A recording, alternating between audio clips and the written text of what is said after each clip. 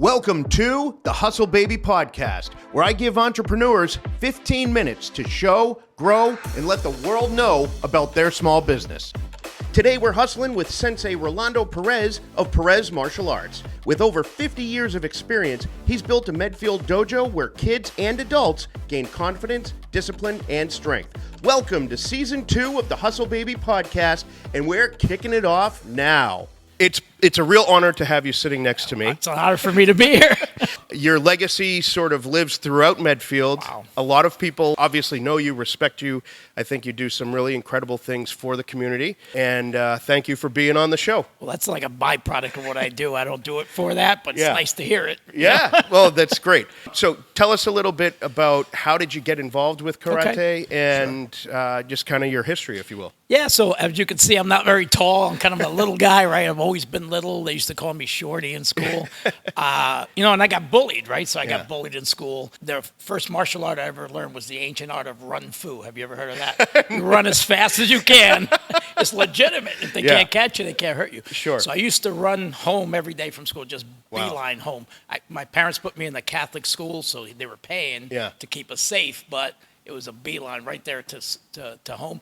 And my sister, God bless her soul, she's up in heaven now, but she got tired of seeing me get chased and beat up, so she actually got a part-time job and paid for my martial arts lessons. Wow. Now, I was 12 at the time. You didn't grow up in Reseda by any chance, did you? No, I did not. With Daniel, he was on the other side of the coast. So I grew up in a rough area of Port Elizabeth, New Jersey, right? Mm-hmm. So I was getting bullied, and then basically my sister paid for my lessons. They were $25 a week. I mean, we're Cuban immigrants. Yeah. We're in this country. My parents hardly speak the language. Yeah. And it was tough. Like $25 was like $1 million back then for us. Of course. So I think the pay was like $1 an hour. So my sister had to work at least 25 hours to pay for my lessons. That's incredible. But then I had a list of all my enemies that I was going to come after.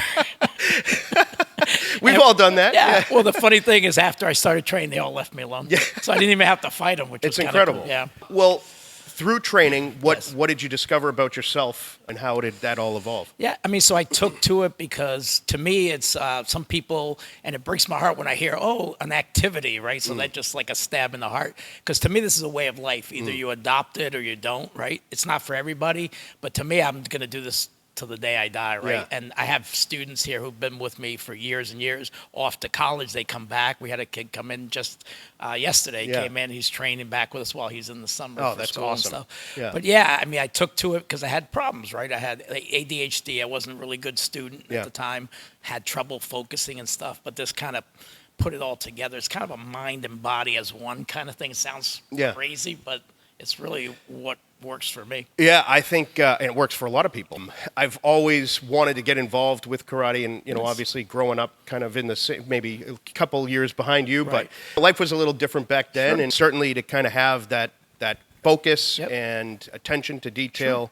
Discipline, I think, is the thing that really shines through with karate. So anyway, obviously when you run a business, you're also running a school, so there's sort of there's teaching that's involved, but then you also have the business side of things. Right. Tell us a little bit about the teaching, and then we'll get into a little bit about the business. So the teaching is probably the easiest part, right? We have a curriculum here that's spelled out for the whole year that the kids are going to learn what they're going to learn for that year, and that's the easy part. I have some help. We have some hired help here as well, other instructors. Running the business is probably the hardest thing ever, right? I mean, but the teaching is the easy part, right? Yeah. I have 3 children of my own. I'm a new grandfather, 5 months old. Congratulations. Awesome. I'm going to turn 63 this year, right? So and I'm still running around. You don't look it. Thanks. Well, it's the martial arts. That's what I try. I try to be a role model for my students and family members as well, to say, look, if at my age I can still do the things I do, then you could too. This is a great way of life, right? So I think I'm selling a way of life, basically. Yeah. As far as the business goes, man, the government doesn't make it easy for us.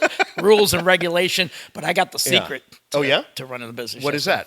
I married my CPA. Oh. Well, that's very good. Should we give her a shout out? I think so. Sue, I love you, babe. Sue Perez, my darling wife. So luckily for me, my wife's a CPA. Yeah. So, and I'm all over the place because I'm like the talent. Yeah. She's the brains and beauty of the operation. So she pays the bills. If not, I mean, I'd be like walking around with I didn't mail this electric bill. They shut my lights off. So really, you need somebody like that, like a CPA. I think in a business, you can't be good at everything. Yeah. So you have to hire the people. I have a I think front that's desk smart. person that's been with me for about 12 years now, and she's an admin Mm. genius. Without her, this place wouldn't run. Yeah. I think that's an important fact, especially for business owners and entrepreneurs. You know, it's like a lot of times I feel like you try to do everything yourself. It is definitely beneficial to offload some of that stuff, whether you're just not good at it or Right. you recognize that maybe there's a deficiency. Trying to give some of that to somebody else to help make you more efficient is definitely a good thing. Are you a so. detail person? Because I'm not. That's my problem. To run a business, you need to be a detail person. I get hyper focused on certain things, Yep. and then I could care less about others, you know? Right. So the things I don't care about, that's where I like the help, you know? gotcha. But you need all those pieces to kind of work together, as you know. So if you could say one thing that you want to get across to parents and children that you gain through karate, what is that thing? Well, if I had to boil it down to one thing, I would say if you're involved in the martial arts, you're going to become the best version of yourself possible. And why is that? Walk us through sort of, you know, from a new student to an older student, like how you kind of, you know, learn and grow and kind of go through that process. Well, you learn it's okay to make mistakes because that's how you learn, right? One of the kids taught me, because I learn a lot from them. They say fail means first attempt in learning. I'm like, oh, that makes sense, right? That's great. That's pretty good. So I'm learning from them. So you're learning it's okay to make mistakes. I say it out loud. I said, you guys have my permission to make mistakes. Nobody's ever going to make you do push-ups. Old school, you do push-ups on a mistake, right? Yeah. That's why people hate exercise, because it's used as punishment. Right? Sure. But That's my excuse. Yeah, I mean, I treat them like my own family, right? Yeah. Like, and you treat them with love, respect, right, and kindness, and walk them through it, through life, right? And they're learning things like self-discipline. They're learning kindness, empathy, teamwork. I mean, this is a family here. I kid you not, we have babies, right, who are training on the floor because, you know, they were sitting on the mat ready to come in. And it's just that. It's just that you're doing this. It's just a great place. Like, the people are amazing, you know, in the town, and you get to know them.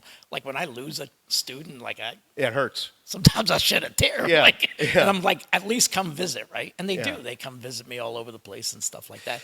But it's just walking. It's a process that we walk them through, and it's just amazing, the result. And I've seen it personally. It's kind of like a microcosm of life in a way. That's the way I look at it anyway. Martial arts has always fascinated me, and you know, I've sort of studied it from the outside looking in, and unfortunately, I find myself a little too busy to get involved. However, one of the things that you're doing, which I think is really cool, is you're bringing martial arts to children. I am. And you brought it actually to my daughter at the Goddard School here in town. Bridget? Yeah, that was Bridget. Okay. And you've heard a lot about her. Yep. Why don't you give us just a quick rundown on sort of what that program is and how that's kind of helping the community? Yeah, so I've been at the Goddard, and I do other beginning years. Yeah. I do Noah Net in Dover. Sure, I do, new one in Millis, the Happy Hour School. Now, it's The happy when hour. I say happy hour, I thought they were inviting me to something different. It's a happy hour day school. Okay. So it's something different. I thought the same thing. Yeah. So we just started that program. What we do is we come in and do either like between a 4 and 8 week program with the kids, right? And there's a specific structure to it. And then what we do is we give them homework assignments. That's one of the things we do here. So they get homework assignments on different character aspects, right? So it'll be like on respect, on focus, and then they bring it home to their parents, and the parents have to do the homework with them. And what that does is it reinforces it just like they do in school. But I'll go there, and then, you know, basically they let me into the classrooms, and the teachers are there. Yeah. The teachers participate. That's It's so a fun. lot of fun. And it's over the course of the 4 to 8 weeks. And then what we do is a graduation here. It's a big celebration. We bring the kids here to the studio. Yep. As you can see, I have a big parkour setup that we're using now. Yeah. We have pizza and enjoy and pictures, and It's awesome, insane. and I'm lucky to say that You we were got here. to partake because Bridget was in school and got to take that program. That's awesome. And the coolest thing about it is, and I don't know if I'm ruining the surprise, but the big sort of finale at the end is that you have all the children break a board That's with correct. their own hands. And they get a white belt too. And a white belt Yep. too. That's right. She finishing still the has program, it. Yeah. I got to tell you, that talk about bringing a tear to your eye. That's cool. Watching the confidence of my little girl, you know, 3 years old or 4 years old, however it was, to be able to, you know, break a board. Yeah. And, you know, the look on her face that created is like, that's a lifetime memory. Yeah, it is. So we still have the board. We still have the belt. Oh, that's nice to hear. And as a sort of finale to this show, Sure. I want to break a board. All right. Is that You something feeling we can strong? do? I don't Are you know. feeling strong? After being with you, I feel very strong. Powered. Okay, I got you pumped up. Yeah. Yeah, we can do that. You ready? We'll get to that in a Tell minute. me. Yeah, no. You have medical insurance, though, right? Yeah, Okay, yeah. just Do kidding. you? I do. That's the question. My wife's got that. You never know what will happen. So if you had any advice that you wanted to give, one of the things I like to do is try to get advice to either somebody starting a dojo or somebody that's starting, their own business. What advice do you have for people out there? Yeah, so basically the biggest advice I would say is, I know a lot of people like to jump in. I'm that kind of person. It's like, the plane's broken. We'll fix it in the air. Let's go, right? Yeah. So I think that's a mistake to jump in. I think you need to kind of take a step back, maybe like volunteer at a business, like get some education on the business. Make sure it's something you're going to enjoy over the long term, especially if you're making an investment, right? Get mentors, right? I have mentors that I train in the martial arts. I have business mentors. I pay a consulting company a bunch of money, and we meet once a month, and we go to seminars and stuff. And the nice thing about the internet today is, especially like Facebook and stuff, there's all these groups of like-minded people in the business that you're at. Sure. I was talking to a guy who's one of my students here, and he's a plumber, right? Yep. You guys actually made fun of him at the show. He's the guy with the big skeleton. Oh, yeah. No, that's right. Yeah. Yeah, Eric Sambor, fantastic plumber, though. This guy's good. Good to know. Yeah, good to know. Give him a call if you need him, right? So he just took over his father's business. His father ran it for a long time. And I said, hey, look at this. And then he found all these like groups on Facebook that he can talk to, interact, ask questions. Because especially in this business, we don't see each other as competitors. You can open up somebody across the street. I wouldn't see them as competition, right? Yeah. There's enough people for everybody if we all work together. But networks, right? Networks, mentors. Real estate is the same way. You know, everybody knows an agent, True. But there's plenty of home sales to go around and all that. So, there's so much similarity, I think, that all entrepreneurs share, But one thing that you mentioned is listening. Listen to people, learn what you can from mentors and such. And you can make mistakes, right? Like, this is not my first business venture. Yeah. This is my first successful business There you venture. go. There you go. But I learned that from my father-in-law because he's a successful real estate guy. He's in Dedham. Yep. He's retired, but he's a broker and stuff. And he said to me, because he's very successful, he owns a lot of property in Dedham. Sure. And he said to me, hey, this isn't my first business. He was a fireman, retired fireman. He sold real estate on his downtime. He told me about the business that he failed at, and that made me feel better. Sure. And then he said he helped me build this place, and he told me to do it in a certain way, so if it doesn't work out, you can rent the space. Oh, there you I'm go. like, no. But it's reality, right? It is reality. Well, listen, we are all extremely excited that you are successful. I think that you and your business seem to be a cornerstone in our community, and nothing but respect for you and all that you as do. well. So thank you. I'm glad we got to sit and talk. I know, this has been great. So it's nice to see you around town, and I think it's time, if you're ready, that we break that board. I thought you were going to talk about my cyber truck that I'm getting all the hate. Well, I did. It's because you funny. see me around town in the truck. I do see you around town in the truck, and I wonder, has anyone tried to throw a Molotov cocktail? They have not done that, but I've had a lot of soccer moms give me a salute, a one-finger salute. Okay. Well, hey, you can't please everyone. But I think the sign keeps people at a little distance. If I would not go throwing a Molotov cocktail at a Perez Martial Arts truck, that's would not for be sure. advisable. Do you want to break the board, Evan? Yeah, I would love All right, hang on. I'm going to go grab them. All right, let's do it. All right, Mr. Walsh, standing up straight and tall, good body posture, right? Take a deep breath.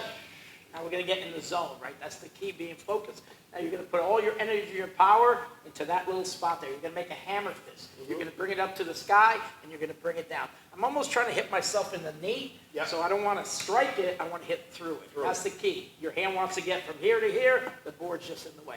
Now we're going to make a nice karate sound, right? It sounds like this. Aya! Aya! Nice. And what that is a spirited breath, right? Before I do anything, right, if I was in an altercation or something, you would hear that sound because it fills my lungs with oxygen, so I'm not hyperventilating, and then I'm in the zone. You're going to bring it up, take a deep breath. This is 2 boards? 2 boards, my friend, because they're a little thin, right? So I got to, might get 3 maybe next time. All right, ready? So a little athletic stance there. Take a deep breath and follow through. Ready? Hey! Yes! I did Oh it. my God, you did it! Woo! Thank you I had so no much. doubt. I knew you were going to do it. Thank you very much. Awesome. This has been an incredible episode. Me too. I had so much fun. What a way to kickstart season 2, Nice. Master Perez. Thank you, sir. Thank you. I really appreciate All right, your thank time. you all. Thank you, guys. Well, that was great. Nice. That was fun.